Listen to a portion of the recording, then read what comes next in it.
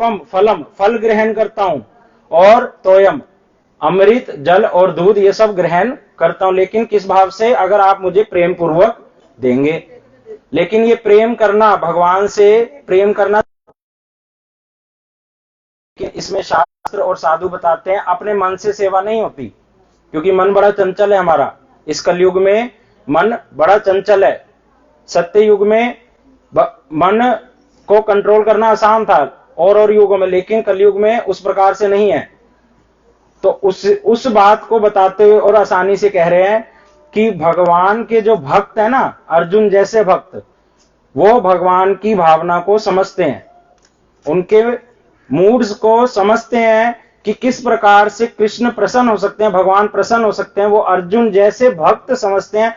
इसलिए उन भक्तों के साथ रहने में हमें समझ आएगा कि भगवान कैसे प्रसन्न होंगे जल्दी। वो भक्त हमें सिखाएंगे कि भगवान की सेवा कैसे करी जाती है, और इतना आसान है ये सेवा करना। आप ये देख सकते हैं सभी भक्त लोग यहाँ पर आए हैं, कोई बड़े बड़े कॉलेज की डिग्री होल्डर हैं, कोई डॉक्टर है यहाँ पर माता जी, कोई अलग अलग मतलब फील्ड में है, अपना कार्य भी करते हैं और साथ साथ क्या करते हैं? भगवान का भजन भी करते हैं। और कलयुग में बड़ा साधारण रूप में भगवान ने बता दिया कि भगवान कह रहे हैं, नाम संकीर्तन यस्य सर्व पाप प्रणाशनम प्रणामो दुख शमनम नमामि हरि प्रियम। भागवत जी में इस बात को कह रहे हैं कि नाम संकीर्तन करने से कलयुग में सारे पाप नष्ट हो जाते हैं और भगवान जल्दी प्रसन्न हो जाते हैं। और वो नाम क्या बता रहे हैं? हरे कृष्णा, बोलो हरे कृष्णा कृष्णा कृष्णा हरे हरे, हरे राम हरे राम राम राम हरे हरे। तो इस नाम संकीर्तन को करने का प्रयास कीजिए, भगवान के नाम को जीवन से जोड़िए। नाम में इतनी शक्ति है, वो बल प्रदान करता है, हर चीज को मंगल प्रदान करता है। अब हम यहाँ पर पधारे हमारे पूज्यपाद माधव प्रिय प्रभु जी से श्रवण करेंगे कि किस प्रकार से नाम और ये सब जो नाम की महिमा है वो क्या है। हरे कृष्ण। क्या हो गया? प्रधान जी थोड़ी सी कथा करेंगे। सुंदर गोपाल प्रभु जी करो थोड़ा सा, आ जाओ 5 मिनट बोल दो, 5-7 मिनट कुछ बोल दो, आ जाओ आ जाओ।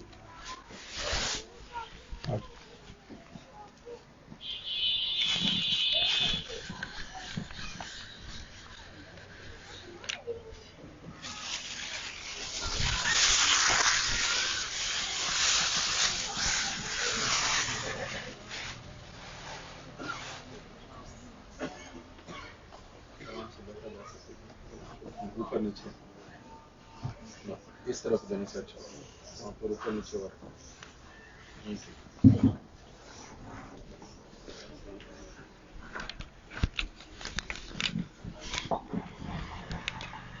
ओम अज्ञानतिमिरान्धस्य ज्ञानाञ्जनशलाकया चक्षुरुन्मिलितं वाञ्छा कल्पतरुभ्यश्च कृपा सिन्धुभ्यः च पतितानां पावनेभ्यो वैष्णवेभ्यो नमो नमः। मैं सर्वप्रथम अपने गुरुदेव श्री श्रीमद् भक्ति वेदांत सिद्धांति गोस्वामी गुरु महाराज के चरण कमलों में दंडवत प्रणाम करता हूँ तथा उनकी अहेतु की कृपा की कामना करता हूँ कि वो मुझे यहाँ कुछ बोलने का सामर्थ्य प्रदान करें, क्योंकि मैंने आज तक ही बोला नहीं है, परंतु प्रभु जी ने आदेश दिया है तो उनके आदेश का पालन करना ही पड़ेगा। हम गुरु वर्ग से और संतों से हमेशा सुनते हैं कि भगवान श्री कृष्ण के नाम में इतनी शक्ति है, हरे कृष्णा महामंत्र में, कि हमारे एक जन्म के नहीं जन्म जन्मांतरों के पाप दूर हो जाते हैं। जब हम हमारे पाप दूर हो जाते हैं तो फिर हमें भक्तों को लोगों को कष्ट क्यों भुगतना पड़ता है? तो इसके पीछे क्या बात है कि हाँ भी या तो भगवान के नाम में शक्ति नहीं है कि हमारे उसके बावजूद भी हम भगवान के जुड़ने के बाद भी हमारे को दुखों को भोगना पड़ता है।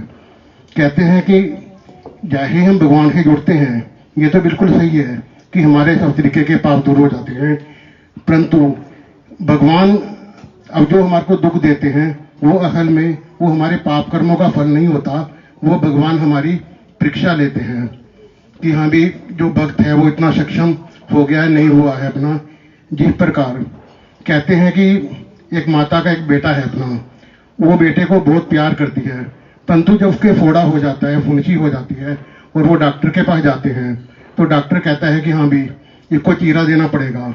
तो माँ उसके पैर को जबरदस्ती कर कर पकड़ लेती है, उसको पता है इसको दुख भी होगा, और परंतु फिर भी वो को जबरदस्ती पकड़ लेती है और डॉक्टर को कहती है कि हाँ भी चीरा लगा दो। उसको दुख को वो सहन करता है अपना, परंतु वो दुख क्यों सहन करता है? क्योंकि माता को पता है कि ऐसा करने से इसको आगे जाके भविष्य के अंदर सुख मिलेगा।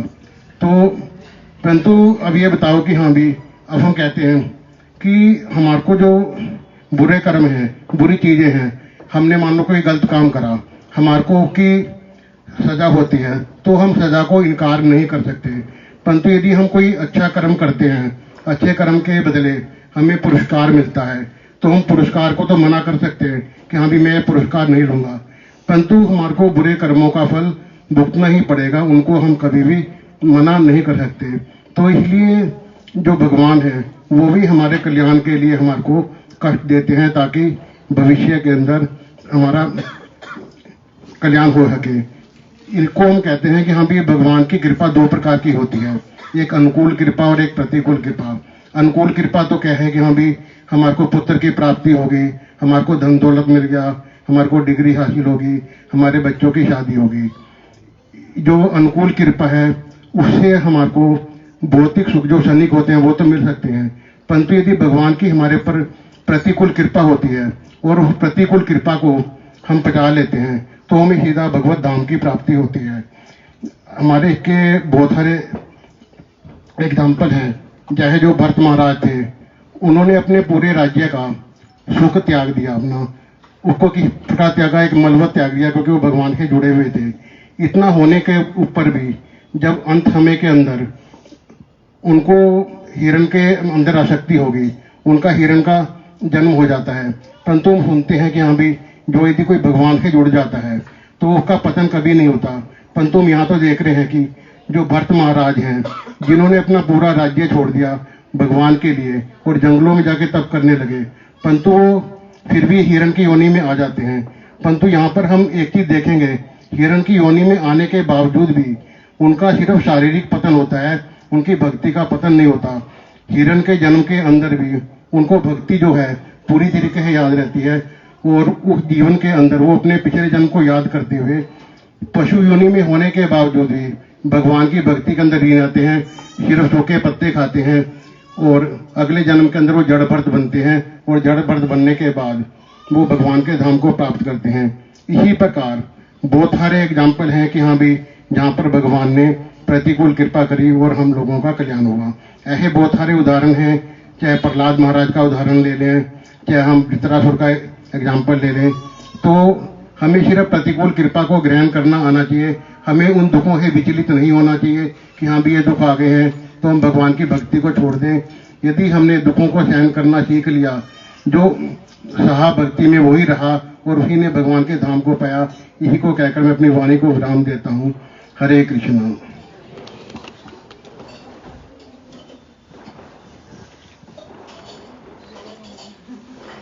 हमारे सुंदर गोपाल प्रभु जी ने बहुत कुछ श्रवण करेंगे। बिंदु दीदी 5 मिनट आप बोल दोगे प्लीज। बिंदु दीदी बोल दो। यहाँ पर आएंगे तो यहाँ पर आएंगे।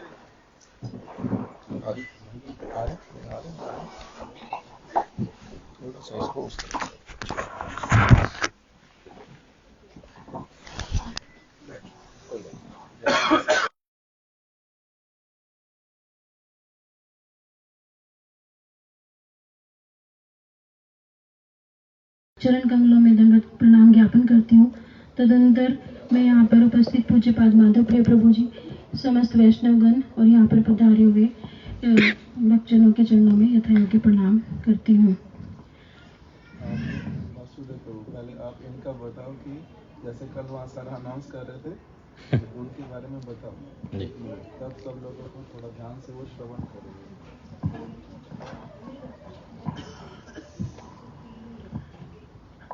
अभी झंडली में जितनी बार भी प्रोग्राम हुए हैं, माता जी आती हैं हर प्रोग्राम में और पीछे बैठती हैं, तो आपका परिचय उस प्रकार से नहीं हुआ है।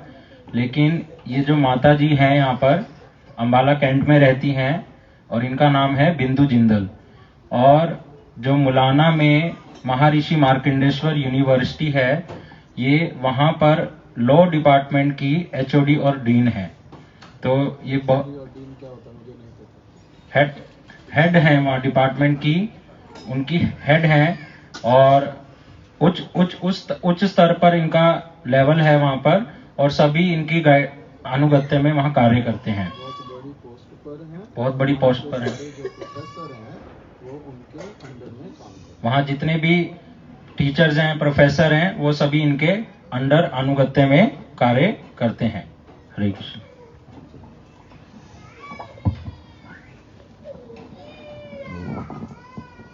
कल हम लोग उनकी यूनिवर्सिटी में गए थे और वहीं पर ही जो दीदी भी वहीं पर बैठी थी, और जो उनके अंडर में सारे लेडीज हों, जेंट्स हों, जो प्रोफेसर हैं सारे, वो भी सारे वहीं पर उनके नीचे चेयर लगा करके बैठे थे, और बहुत सारे विद्यार्थी लोग जो लॉ कर रहे हैं, वो बहुत सारे बच्चे भी वहाँ पर थे।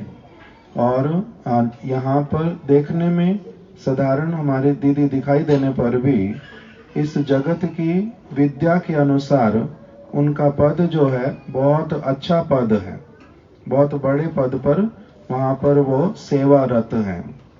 ऐसा होने पर भी भगवान का भजन करते हैं, हरि नाम माला करते हैं, कथा कीर्तन सुनते हैं, मंदिर में कार्यक्रम होने पर वहाँ पर आते हैं, बीच बीच में वृंदावन धाम में जाते हैं, भक्तों के साथ में गोवर्धन की, वृंदावन की परिक्रमा करते हैं, दर्शन करते हैं। चैतन्य महाप्रभु का जन्म स्थान है नवद्वीप में, वहाँ पर हर वर्ष 7-8 दिन के लिए परिक्रमा करने के लिए जाते हैं।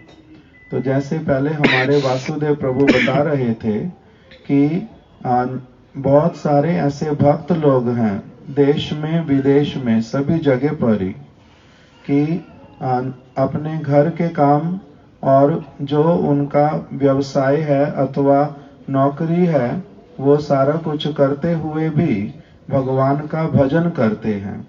इच्छा होनी चाहिए भगवान का भजन करने की।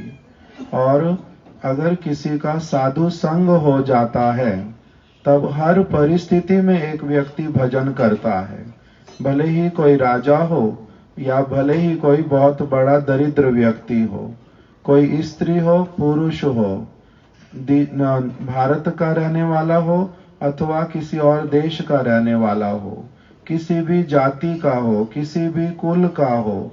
असुर कुल में प्रहलाद महाराज ने भजन किया, विभीषण ने आकर के भजन किया, दरिद्र होने पर सुदामा जी ने भजन किया, बहुत अधिक धनी होने पर अम्बरीश महाराज जी ने, प्रहलाद महाराज जी ने, भरत महाराज जी ने, इन लोगों ने भजन किया।